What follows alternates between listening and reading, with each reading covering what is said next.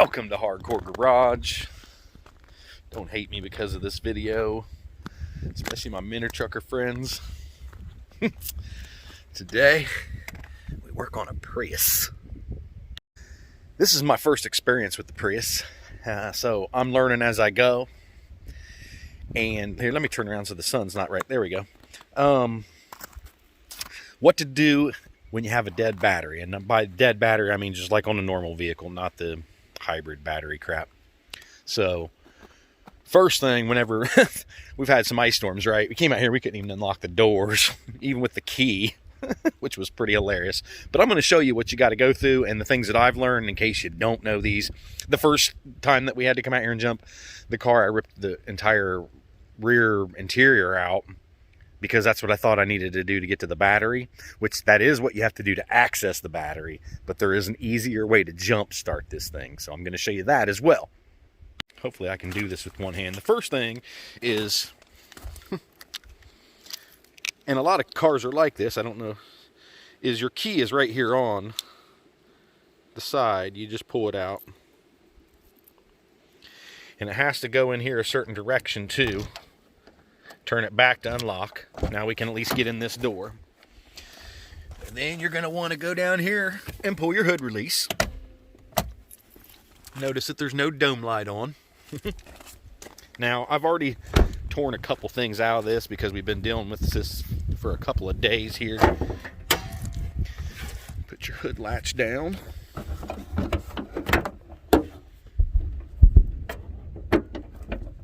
Sonic boom. And there's a cover that goes over top of this right here that's kind of a pain in the butt to get out. You got to pry these tabs over, so you need to move this thing up as you pull it off, which is a pain in the butt. Then you're going to flip over this cover, and right here is your positive terminal. When I have a jumper box, I put the positive terminal on here, and I just ground to the nut off the strut right there. Don't know if that's the greatest place to ground, but the wires on this thing are super short.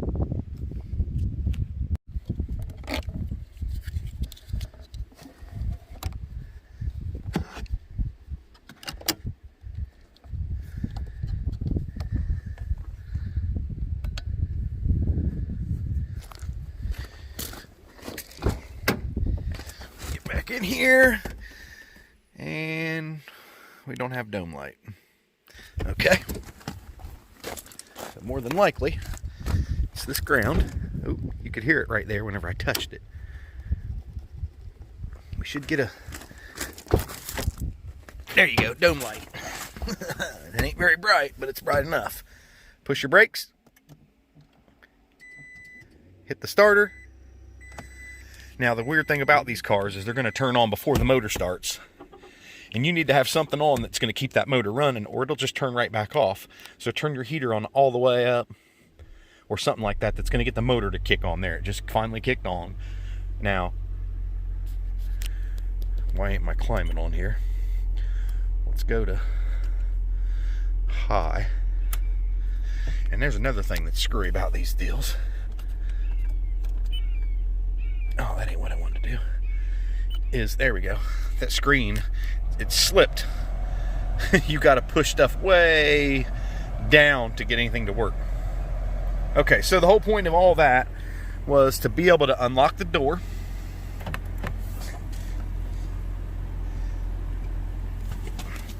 Let's go out here. This thing should stay running. And we will disconnect the positive first, making sure that that doesn't touch anything. I guess it really wouldn't matter too much, but turn this guy off.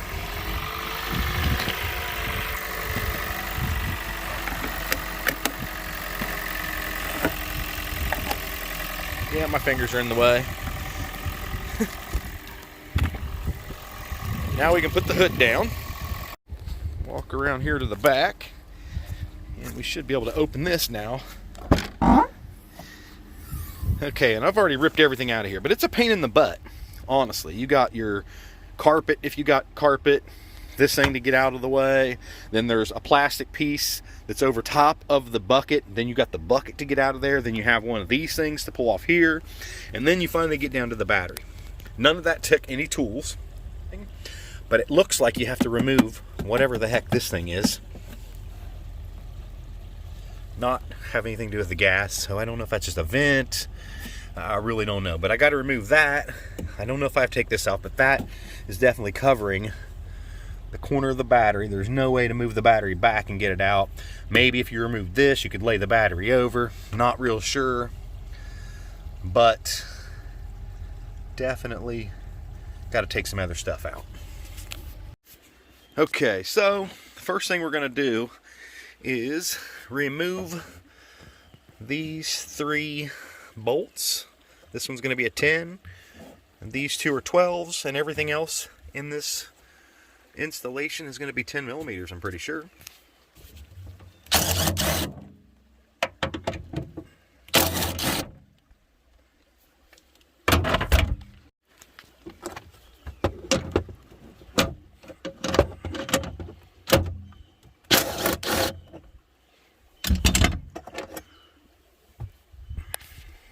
Remove these plugs, and I ain't sure exactly how they come out. Yeah, there's a little clip right there you push in with your thumb, or a screwdriver maybe. I should have probably did that before I unscrewed those screws, because now it's moving around. And there's no place for me to set a stand up in here, so I'm having to do this by hand, old school. I'm gonna have to lay the camera down and do it. Okay, so we have all 3 of these unplugged. You just push in with your finger there, if you can see. That's what my fingernails are for there. This in here was the hardest one. It's on the bottom there, and my finger kept slipping off of it, but it's got a pretty big mount. The small one comes out over here, all the way over there, and that one came off pretty easy. Okay, so we're going to go ahead and move this bad boy here out the way. I think that has something to do with your brakes or a control module or something. And the next thing that we're going to do, now we've disconnected so the battery is no longer live. You always want to leave your ground wire on till last. I suppose the next best thing would be to remove this plastic here. That's going to be a 10 millimeter here. And if you can see, it's back in through there is the other one. I'm going to lose this one if I try to do it one-handed, so off with the camera. It can stay in there as long as I don't get in the way. Now we're going to have to manhandle this thing, and don't be afraid of trying to bend this stuff around. It's not hard. It's not going to break or anything. Yeah, that came out easier than what I thought it would. All right, the next thing, we'll go ahead and we'll disconnect this vent right here. Just pops out of there, just yank on it. And then we're going to have 2 more 10 millimeters. Well, before we do that, this ground wire is hooked to the body back in here. I'll bring the camera over here and show you. It's a 10 millimeter. That wire will be a whole lot easier to get off of there, the ground wire, once the battery is out. Same with this stuff up in here. I think it'd be easier just to remove this and install it right back onto the new battery before we drop the battery in.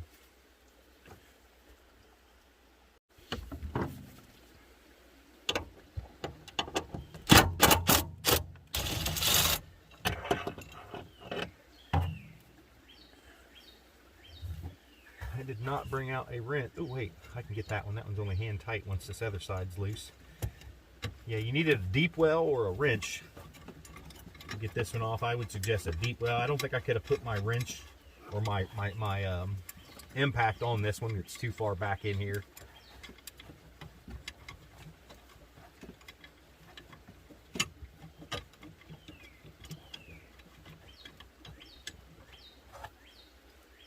That one's a nut.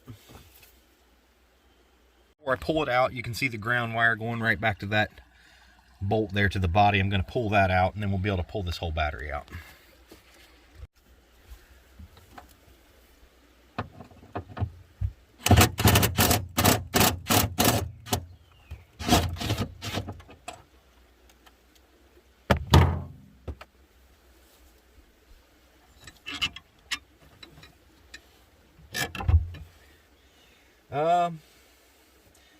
I am going to go ahead and pull this battery terminal.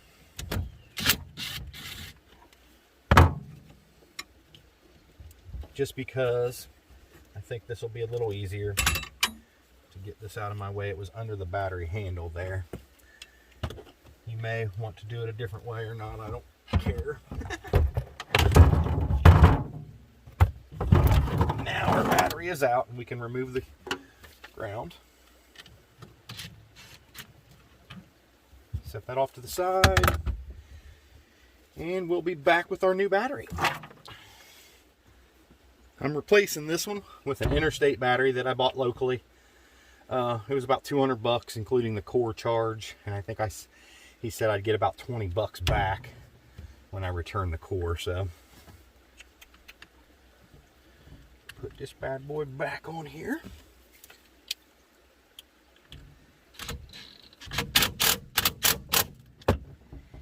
Don't over tighten it. And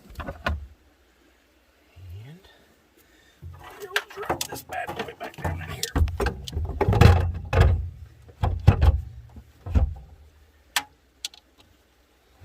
Or if that battery's a little smaller than the other one, or it just fits that way and I didn't see it. Plop the vent tube back in first, would be my suggestion. And then we'll put this mount back on here. It went under the, I'm going to make it go right over top of the handle there. Push that back down.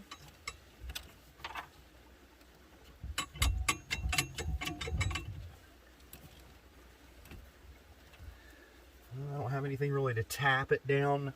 I've got a small flat blade screwdriver here. We can separate that a little more.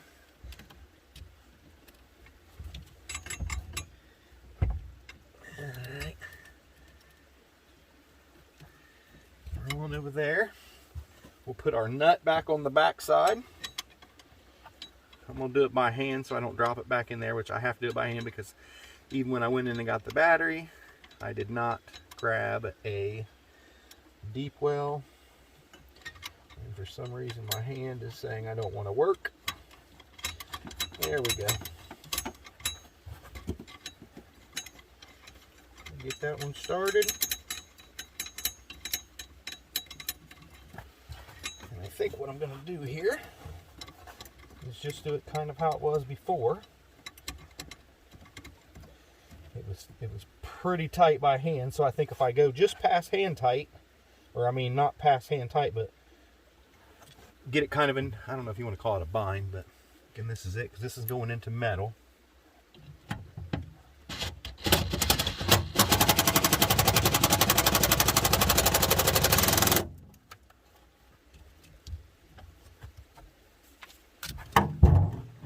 Double check that. That feels pretty good. Okay, and I think where did I say? I think my sharp one, it goes into that.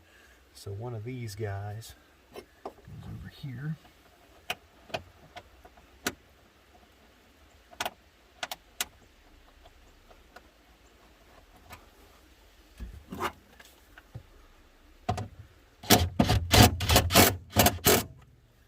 Ground back on. What do we got left here? We better do this cover here.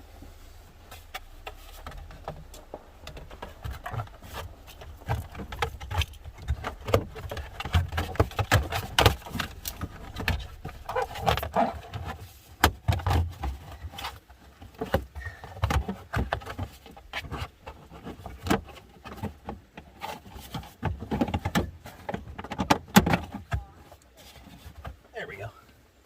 Okay, I got them bolts in. My mother stopped, picked up my kid. I had to help the Amazon guy not get stuck on my driveway. And we're back. How did this guy go in here?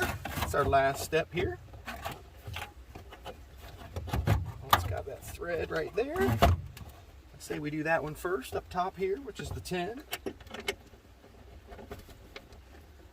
Got that in there in the correct way, I hope.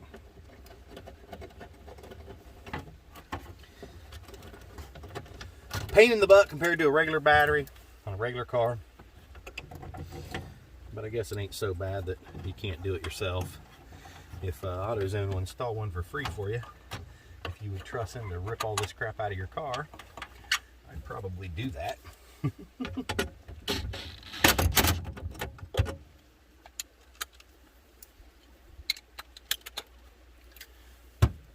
12 mil.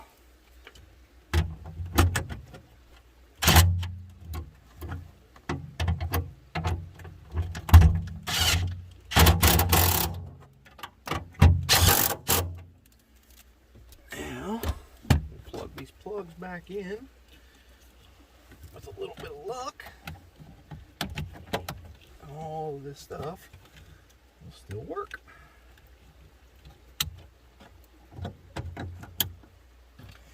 And we have lights. People, we have lights. Okay, so putting things back together, this goes over this to protect the positive. There we go, just like that snaps in. The next thing that would go into this cover pops right in there. If you get the aftermarket battery, that doesn't fit anymore, like an Optima or whatever. I've seen some people doing that, so. Let's get all this reverse ordered. Everything in there is good. We're going to pull this big giant chunk of whatever this is back out of here. And I think it goes in this direction here. Just drops right down in there. It's your spare tire junk. And then we got a hard plastic piece here that goes right in. Turn your little guys here 90 degrees. And you may or may not have the mat as well.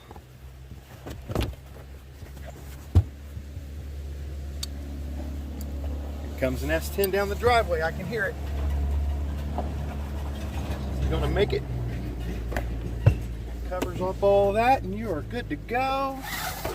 Pull this bad boy back. Shut our trunk. And we'll see if this bad boy will run. It better, huh?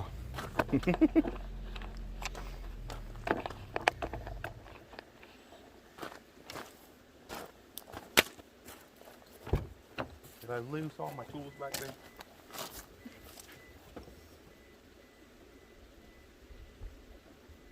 Maybe I don't have the key. I don't have the key on me.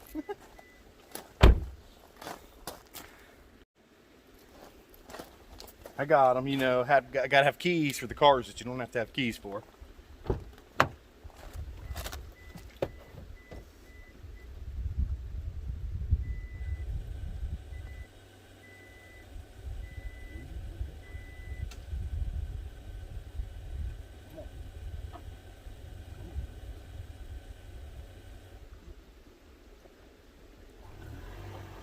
There it is.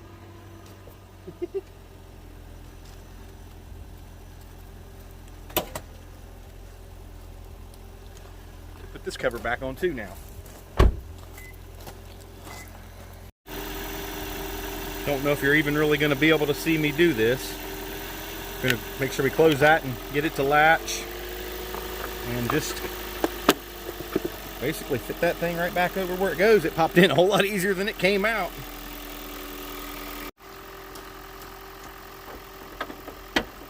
Come on out of there. Well, there you go, guys. That's how you Prius. I don't know, man. It is, oh, look, it just shut off.